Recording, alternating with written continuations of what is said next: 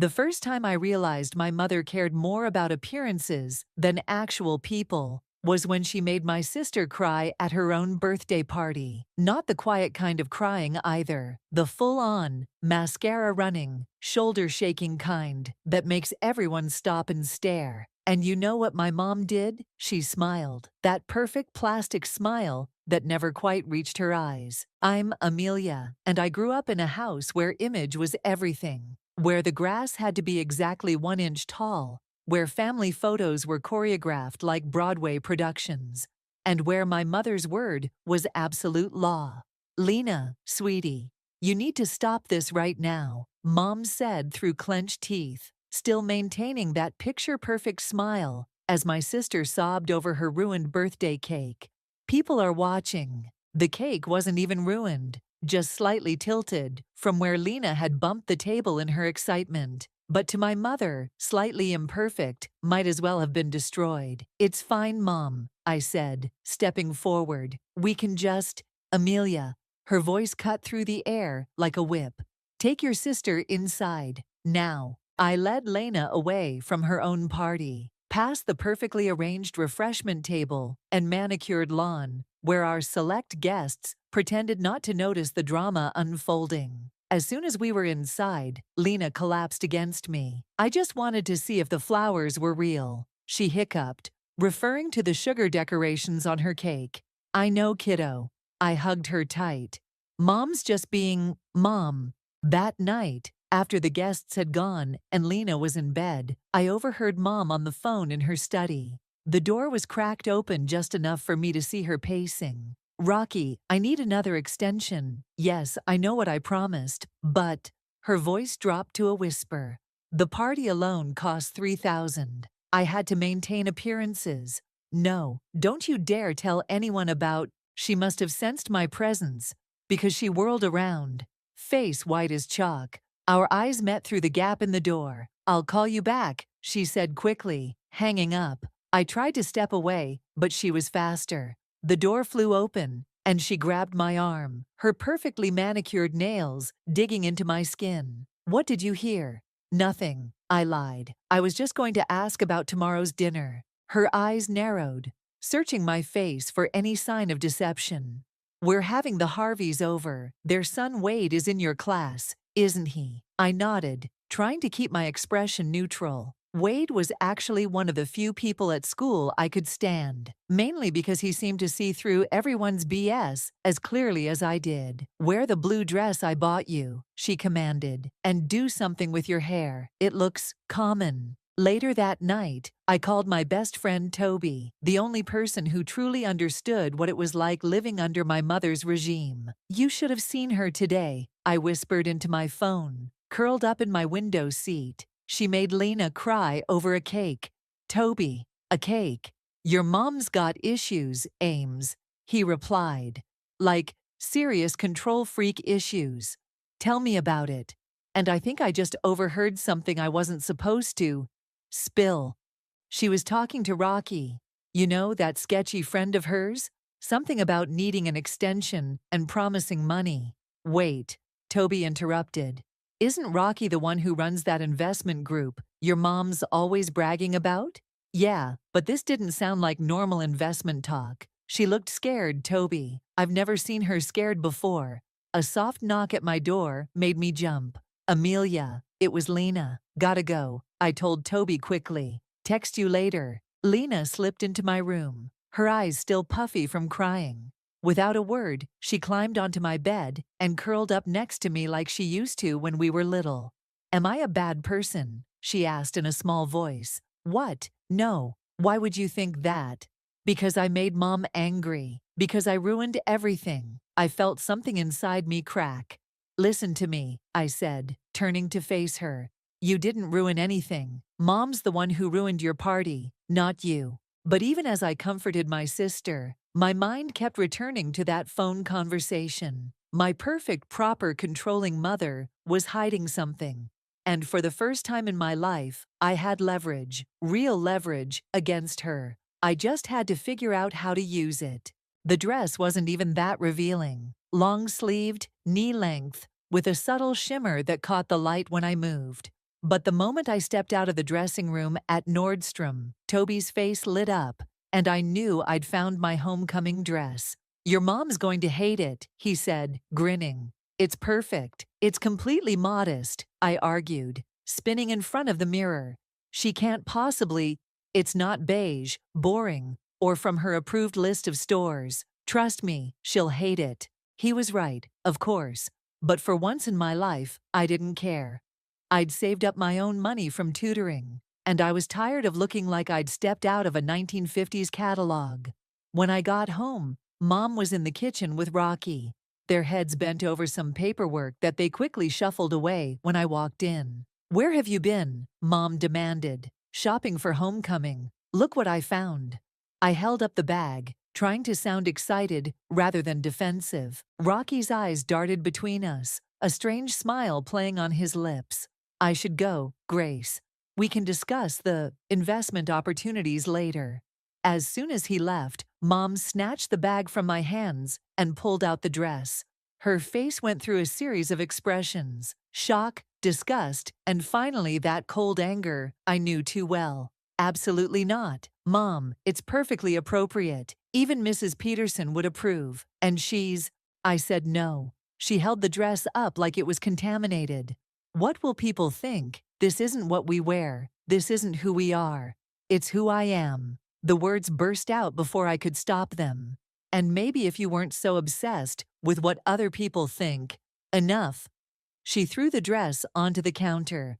I've already bought you a suitable dress. It's hanging in your closet. I stormed upstairs to find a shapeless, pale pink monstrosity waiting for me. It looked like something from a budget wedding catalog, all cheap lace and weird ruffles. Don't you dare slam that. The door banged behind me, cutting off her words. My phone buzzed almost immediately. It was Wade. Hey, you okay? Saw you storm out of Nordstrom looking upset. I hesitated before replying. Just drama with my mom, the usual. Want to talk about it? I'm at the coffee shop by school. I glanced at my window. The trellis outside had supported many escape attempts over the years. Give me 15 minutes. Wade was waiting with 2 coffees when I arrived, slightly breathless from my climb and subsequent sprint. Your mom again? He asked, sliding 1 cup toward me. She's impossible. It's like she wants me to be her mini-me forever. I told him about the dress situation, surprised by how easy it was to talk to him. My dad's the same way, he said. Expects me to follow his footsteps into law, wear what he approves of, date who he thinks is appropriate. How do you deal with it? He shrugged. Small rebellions, like this. He rolled up his sleeve to reveal a small tattoo on his inner arm. A simple compass design. He'd kill you if he knew. Probably. But it reminds me that I get to choose my own direction. When I got home, the house was quiet. Too quiet. I crept upstairs, hoping to avoid another confrontation. My bedroom door was open. The dress, my beautiful perfect dress, lay in shreds on my bed. The shimmer fabric was dulled with what looked like bleach, and the seams had been methodically ripped apart. Now you don't have a choice. Mom stood in the doorway, her voice eerily calm. You'll wear what I bought you.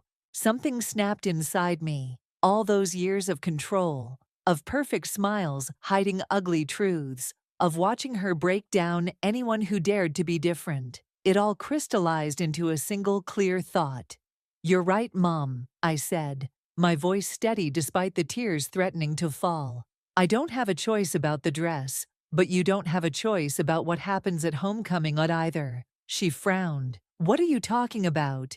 I guess we'll both find out what people think when they learn where their investment money really went. The color drained from her face. You wouldn't dare, wouldn't I? You just destroyed something I bought with my own money. Something that mattered to me. Maybe it's time everyone saw who you really are. She stepped toward me, hand raised. But I stood my ground. For the first time in my life, I saw fear in her eyes. Amelia, I'll wear the pink dress, Mom. But remember, you taught me all about maintaining appearances. And sometimes, appearances shatter. You're actually going to do it.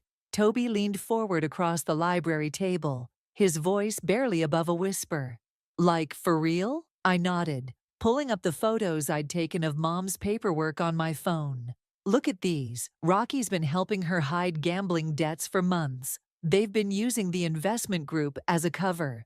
Holy shit. He swiped through the images. These people trusted her with their money. Mrs. Peterson's entire retirement fund. Exactly. I took my phone back, my hands shaking slightly. The homecoming committee always lets parents give speeches before the dance. Mom's been chosen to talk about community values. The irony is actually painful. What's painful? Wade appeared behind us, making me jump. I quickly locked my phone screen. Nothing, Toby and I said, simultaneously, which obviously made it sound like something. Wade dropped into the chair next to me. Right, because you two always look this guilty when discussing nothing. He glanced between us. This about your mom. I hesitated, but something in his expression made me trust him. Can you keep a secret? After I explained everything, Wade was quiet for a long moment. You know this isn't just gonna hurt your mom, right? It's gonna blow up your whole family. She should have thought about that before. I'm not saying don't do it, he interrupted. I'm saying be sure you can live with the consequences. The bell rang, sending students scurrying to class. As we packed up, Wade touched my arm. Whatever you decide, I've got your back. Later that afternoon, I overheard Rocky and Mom arguing in the kitchen. You promised you'd have the money by now, Grace. Rocky's usually smooth voice was sharp with anger. The investors are asking questions. I just need more time, Mom pleaded. One more week. We don't have a week. Peterson's demanding an audit. If she finds out, she won't. Mom's voice hardened. I've worked too hard to maintain our position in this community. No one will believe. They'll believe bank statements, Rocky snapped. They'll believe empty accounts. And they'll definitely believe they're missing money. I shifted slightly, trying to hear better, but the floor creaked beneath my feet.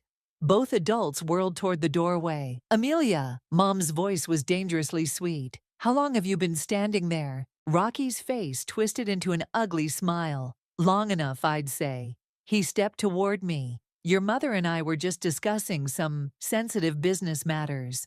I heard. I met his gaze steadily. Sounds like fraud to me. Amelia, Mom gasped. What? That's what it is, isn't it? You took people's money, lost it gambling, and now you're trying to cover it up. Rocky moved faster than I expected. His hand clamped around my arm, fingers digging in painfully. Listen carefully, you little... Get your hands off my daughter. Mom's sharp command surprised us both. Rocky released me, stepping back. Control your kid, Grace, he snarled. Or I'll make sure she understands exactly how serious this situation is. After he stormed out, Mom turned to me. The fear in her eyes had been replaced by something colder. You will not breathe a word of this to anyone. Do you understand? Or what? You'll destroy another dress? I'll pull you out of school, send you to your aunt in Idaho. Is that what you want? The threat hung in the air between us. My phone buzzed in my pocket. Probably Toby wondering where I was. No, I said finally. That's not what I want. Relief flickered across her face. Good. Now go do your homework. I headed upstairs, but instead of going to my room, I slipped into Lena's. She was at her desk, headphones on, working on some art project. Hey, I said, tapping her shoulder. She jumped, pulling off her headphones. You scared me. Sorry. I sat on her bed, watching her arrange colored papers into intricate patterns. Listen, Lena, if something happened, something big, would you hate me? She turned to face me, frowning. What kind of something? Just something that might change things. A lot of things. She was quiet for a moment, her fingers still moving over the paper pieces. Is it about Mom? I nodded. Is it true? She asked softly. Yeah. She picked up a piece of red paper, folded it carefully, and added it to her design. Then I won't hate you. I left her room feeling both better and worse. My phone had 3 missed texts, 2 from Toby and 1 from Wade. You sure about this? Because there's no going back. But I meant what I said. I've got your back. I typed out my response. Homecoming's in 2 days. Time to show everyone who my mother really is. The note was waiting in my locker Thursday morning, folded into a tight square. No name, just 5 words. Keep your mouth shut, or else. That's straight-up movie villain material, Toby said when I showed him. Think it's from Rocky? Has to be. I crumpled the note and threw it in the trash. He's getting desperate. Maybe we should tell someone, the police. And say what? That my mom and her sketchy friend are threatening me because I found out they're stealing people's money. I shook my head. We need proof first. We have the photos. Not enough. We need something concrete. In English class, Wade passed me a note of his own. My dad's a lawyer. He could help. I turned to look at him, but he was deliberately focused on his textbook. After class, he caught up with me in the hallway. I'm serious, he said. He specializes in fraud cases. I can't involve your dad. This is personal. Personal enough to get another threat. He nodded toward my locker. Another note was sticking out through the vents. This one was worse. Ask your sister if she wants to keep her art scholarship. My hands started shaking. They're bringing Lena into this. Wade took the note, reading it twice. This isn't just about money anymore, Amelia. They're scared, which makes them dangerous. At home, Mom was hosting her weekly investment meeting in the living room. I could hear her laugh, that perfect practiced sound, as she served coffee to our neighbors. The returns have been exceptional, she was saying. Rocky's strategy is really paying off. I paused in the hallway, recording on my phone. Mrs. Peterson's voice cut through, but I still haven't received my quarterly statement. Oh, there must have been a mix-up with the mail, Mom said smoothly. I'll have Rocky send another copy right away. See that he does. My grandson's college fund is in there. I stopped recording when footsteps approached. Lena appeared around the corner, her face unusually serious. Why are you spying? She whispered. I fumbled for an excuse. I'm not stupid, Amelia. I know something's wrong. Mom's been acting weird. And Rocky came by this morning looking for you. He what? Said he needed to discuss your academic future, whatever that means. My stomach churned. Lena, listen to me. If Rocky ever comes by again, when Mom's not home, don't let him in, okay? You're scaring me. Just promise me. Okay, I promise. She hesitated. Is this about the money? I heard Mom crying in her room last night. She was on the phone with someone, begging for more time. Before I could respond, the living room door opened. Rocky stepped into the hallway, his eyes narrowing when he saw us. Girls, he said, his smile not reaching his eyes. Amelia, could we have a word? Actually, I was just leaving. I grabbed Lena's hand. We're late for her art class. I don't have art today, Lena started to say, but I squeezed her hand hard. Sure you do. Remember, the special workshop. Understanding flickered across her face. Right, the workshop. Sorry, Rocky. We were halfway to the door when Mom called out, Amelia, where are you going? Taking Lena to art, I shouted back, already pulling her outside. Once we were in my car, Lena turned to me. Okay, what's really going on?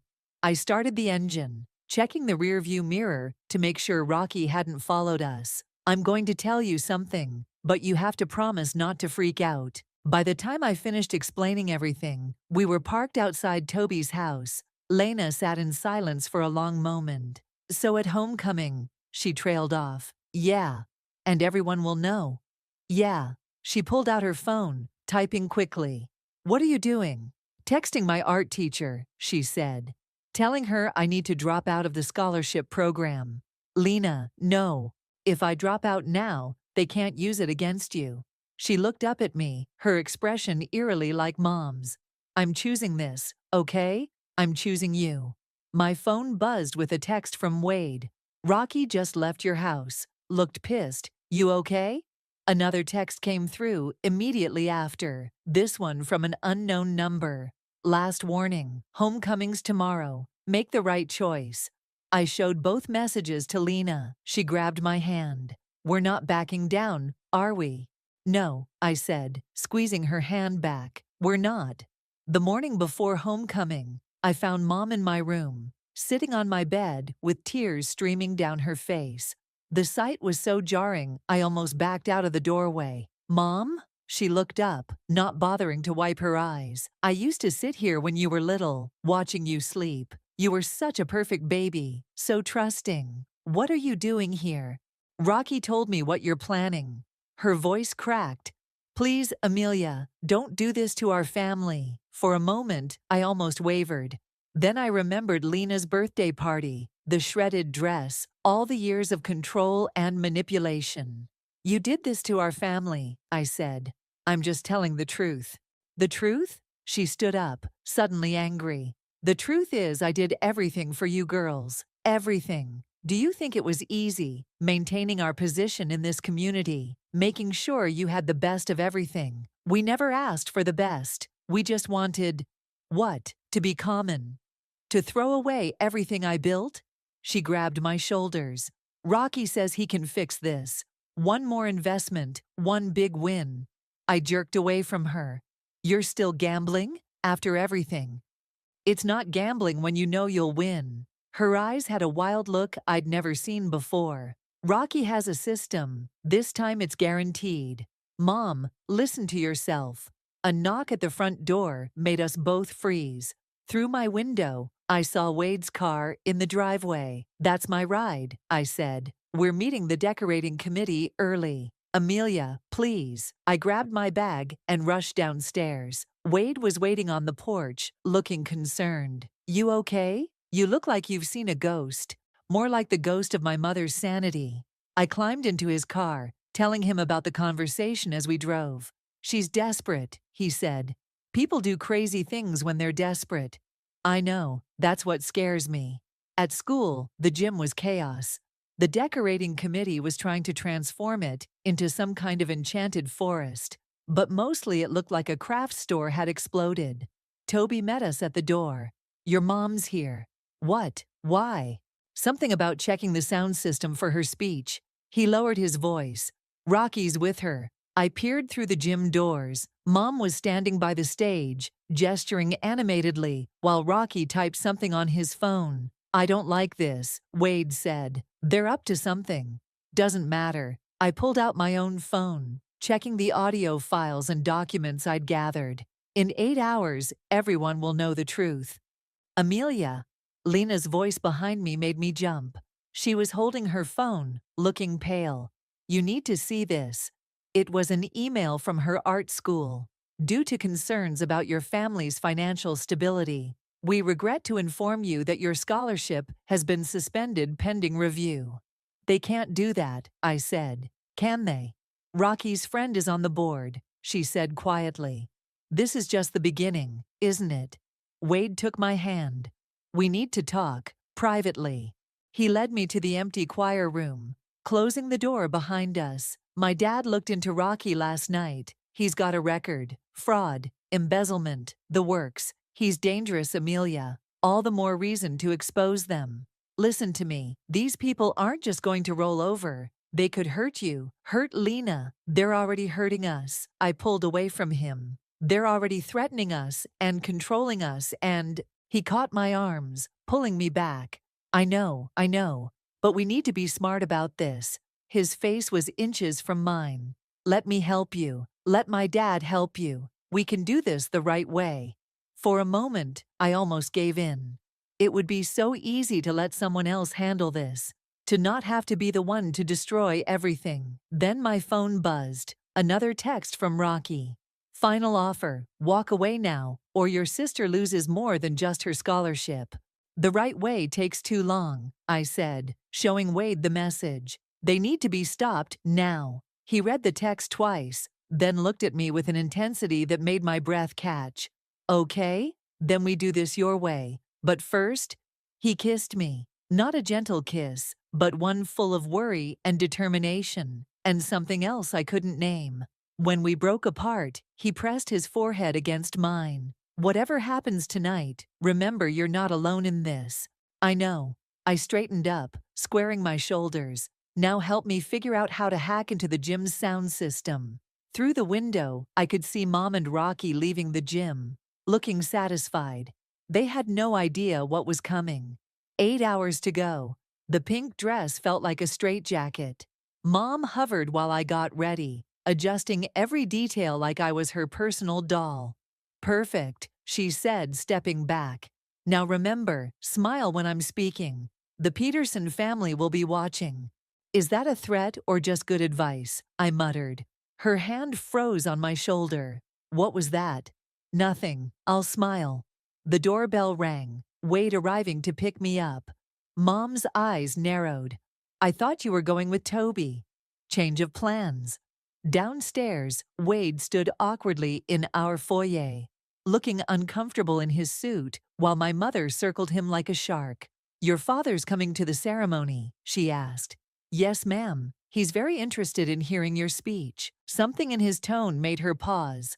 But before she could respond, Rocky burst through the front door without knocking. Grace, we have a problem. He stopped short when he saw Wade. Private matter, now. They disappeared into Mom's study. I moved closer to the door, but Wade caught my arm. Don't, he whispered. We already know what's happening. Mrs. Peterson called my dad this afternoon. What? She's demanding an emergency audit. Tomorrow morning. My heart raced. But the evidence will come out tonight, he finished. Ready? I glanced at the closed study door, where raised voices were becoming audible. More than ready. The gym had been transformed. Fake trees, draped with twinkling lights, created winding paths between clusters of tables. The stage was set up for the ceremony, where parents would give their speeches before the dance began. Toby met us at our assigned table, looking nervous. Everything's set with the sound system. You sure about this? I pulled out my phone, checking the audio files one last time. Absolutely. Amelia, Lena appeared beside me, still in her helper's apron from decorating. Rocky's here. He's talking to the principal. Through the crowd, I could see them by the stage. Rocky was gesturing emphatically, while the principal nodded. He's trying to stop your mom's speech, Lena said. Saying she's sick or something. He knows, Wade said. He must have figured out what we're planning. It doesn't matter, I said, even as my hands shook. I don't need Mom's speech. I just need… Amelia Lynch? A voice behind me made me jump. The principal's assistant stood there with a clipboard. You've been added to the speaking program. Your mother requested it specifically. My blood ran cold. What? She says you have something important to share with the community. I looked at Wade, then Toby, then Lena. They all wore the same expression of dawning horror. It's a trap, Wade said. If you go up there, they'll try to discredit me first, I finished. Make anything I say sound like teenage rebellion. So don't do it, Lena pleaded. We'll find another way. The lights dimmed, signaling the start of the ceremony. I could see Mom and Rocky by the entrance, watching me. Mom's smile was back, that perfect practice smile that hid everything ugly underneath. No, I said, no more hiding, no more perfect facades. I turned to Toby. Is the sound system still set? He nodded. But then here's what we're going to do. I quickly outlined my new plan. Wade looked worried. Toby looked scared. But Lena looked proud. Mom and Rocky think they're trapping me, I said. But they forgot something important. What's that? Wade asked. I've spent my whole life watching them manipulate people. I learned from the best. The principal took the stage, tapping the microphone. Welcome everyone to this year's homecoming celebration. Mom caught my eye across the room and smiled wider, probably thinking she'd won. She had no idea what was coming. I felt Wade's hand slip into mine. Last chance to back out. Not a chance. I squeezed his hand. Besides, your dad's here, right? With those police officers by the door. He grinned. Ready to act the moment you give them proof. The principal was introducing the first speaker. Soon it would be my turn. Mom and Rocky thought they were forcing my hand, making me choose between public humiliation or silent compliance. But I had recordings, bank statements, witness statements from people they'd threatened. And most importantly, I had the truth. Ready? Toby whispered, his hand on the sound system controls. I watched my mother take her seat in the front row, still wearing that perfect smile. Ready. And now, Amelia Lynch would like to say a few words about community values. The spotlight felt hot as I walked to the microphone. Mom's smile had turned predatory. She thought she was watching me walk into her trap. Good evening, I started, my voice surprisingly steady. We're here tonight to talk about values, about trust, about the masks we wear, and the lies we tell to maintain our perfect images. Rocky shifted in his seat. Mom's smile flickered. My mother taught me everything I know about appearances, about hiding ugly truths behind beautiful lies. I pulled out my phone. Let me share some of those lessons with you. Before Rocky could move, Toby hit the sound system. My mother's voice filled the gym. Rocky, I need another extension. The investors can't know. We'll lose everything. Mom stood up. Amelia, stop this right now. Why, isn't this what you wanted? For me to share with everyone? I clicked to the next recording. Rocky's voice now. Control your kid, Grace, or I'll make sure she understands exactly how serious this situation is. The crowd started murmuring. Mrs. Peterson rose from her seat, face pale. Here's the truth, I continued, my voice rising over the growing noise. My mother and Rocky have been running a Ponzi scheme through their investment group. They've stolen millions, your retirement funds, your children's college savings, all of it, to cover my mother's gambling debts. She's lying, Rocky shouted, starting toward the stage. Two police officers stepped forward, blocking his path. Am I? I held up my phone. I have bank statements, transfer records, everything. Amelia, please, Mom's voice cracked. You're destroying our family. No, Mom, you did that. Every time you chose appearances over reality.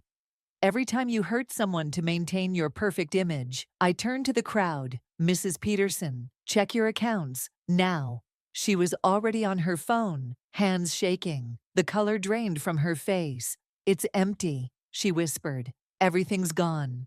The gym erupted in chaos. People grabbed their phones, checking accounts, shouting questions.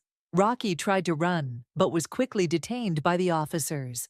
Grace Lynch, Wade's father, stepped forward, flanked by more police. You're under arrest for fraud and embezzlement. Mom's perfect mask finally cracked. She looked around wildly. Then her eyes locked on me. I did it for you. Everything I did was to give you a better life.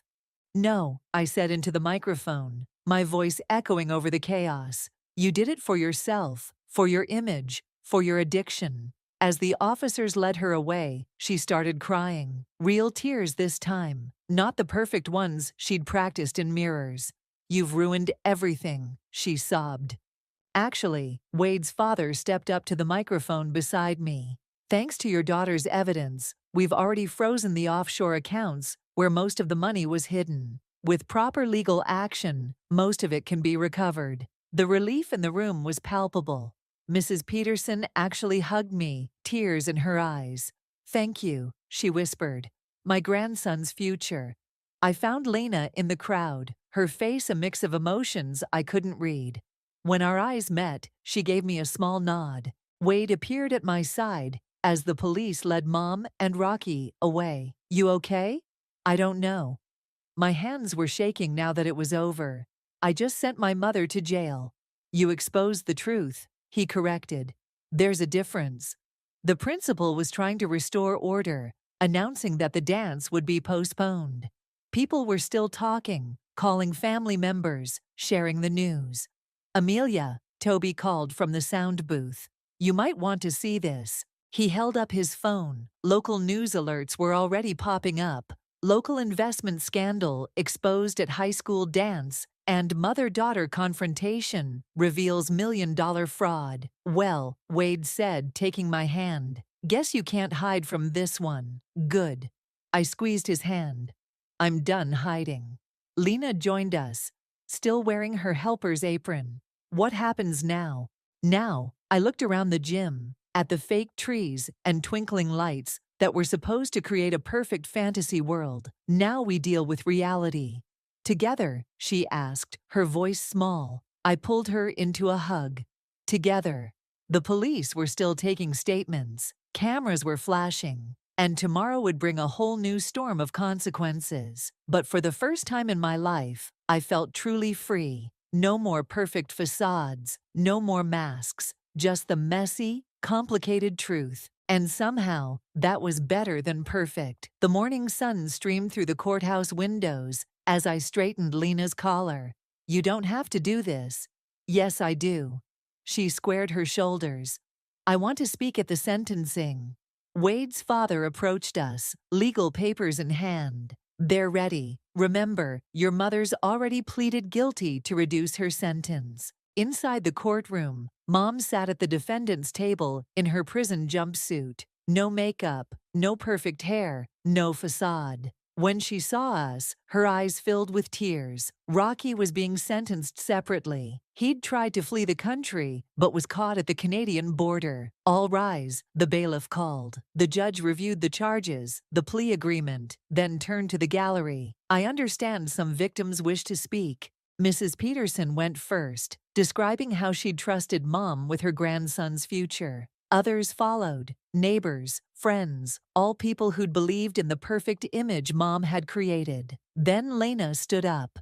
"My mother taught me that appearance is everything," she said, her voice clear and strong. "That we should hide our true selves to make others comfortable. But my sister taught me something different." She turned to look at me. "She taught me that real strength comes from telling the truth, even when it hurts." Mom started crying silently. "I don't hate you, Mom," Lena continued. "But I don't want to be perfect anymore. I want to be real." When she sat down, the judge nodded at me. "Would you like to speak, Miss Lynch?" I stood, facing my mother directly. "All my life, you controlled everything. What I wore, who I talked to, how I acted. You said it was because you loved me, but love doesn't destroy dresses, or threaten scholarships, or steal from innocent people." Mom tried to speak, but her lawyer stopped her. "I'm not speaking today to punish you," I said.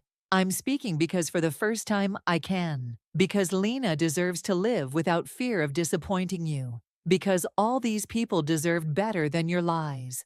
The judge considered everything, then delivered the sentence. 8 years, with possibility of parole after 5, plus restitution to all victims. As the bailiff led Mom away, she turned to us one last time. "I'm sorry," she whispered. "I really am." Outside the courthouse, reporters waited with cameras and questions. Wade stepped in front of us, blocking their view. "My father's handling press statements. Let's get out of here." We escaped to the small cafe where Wade and I had first really talked. Toby was waiting with hot chocolates and news.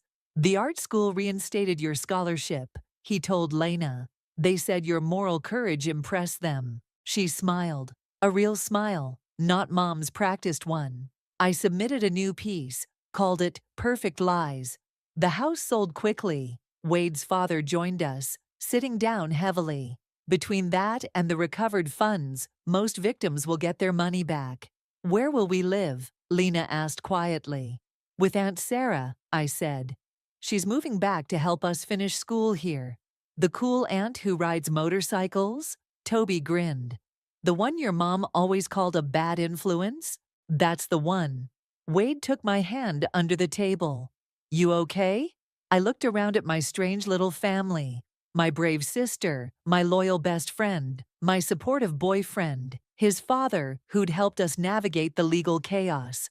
None of it was perfect. All of it was real. "You know what?" I squeezed his hand. "I actually am." My phone buzzed with a text from Mom's prison account. "I understand now what I did to you. To everyone. I hope someday you can forgive me." Lena read it over my shoulder. "Will you?" "Someday," I said. "When she proves she's really changed. When she learns to be real instead of perfect." "Like us?" she asked. "Like us." Outside, fall leaves swirled past the window. The same leaves that had been falling the night I discovered Mom's secret. But everything else had changed. "Hey," Toby said suddenly. "You never got to actually go to homecoming." Wade's eyes lit up. He stood, offering me his hand with exaggerated formality. May I have this dance? There's no music. I laughed. He pulled out his phone, started playing a slow song. Other cafe patrons smiled as he pulled me to my feet. Who needs a fancy dress? He said softly. You're perfect just like this. Not perfect, I corrected him. Real. As we swayed between the tables, Lena took pictures with her art school camera, capturing the moment in all its imperfect glory. No posed smiles, no careful angles, just genuine joy. And that was better than perfect could ever be.